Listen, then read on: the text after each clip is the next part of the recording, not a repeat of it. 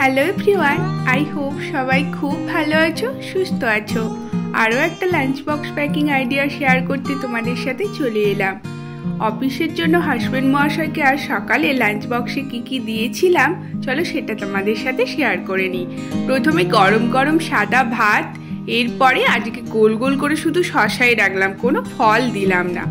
সিকিমে হালকা গরম পড়েছে, তাই অনেক দিনের পর পটল আলু ঝিঙে দিয়ে পাতলা ঝোল হয়েছে। তার সাথে ওই লাল লালগুলো মাছ নয় কিন্তু, ওগুলো হলো মটর ডালের বড়া। পটল ঝিঙের এই পাতলা ঝোলে বড় বড় বড়ি দিলেও খেতে বেশ ভালো লাগে, বাট সিকিমে কিন্তু ভালো বড়ি একদমই পাওয়া যায় না, বাড়ি গেলে কিনে আনবো। তার সাথে হয়েছে ঘুগনি পাতলা করে।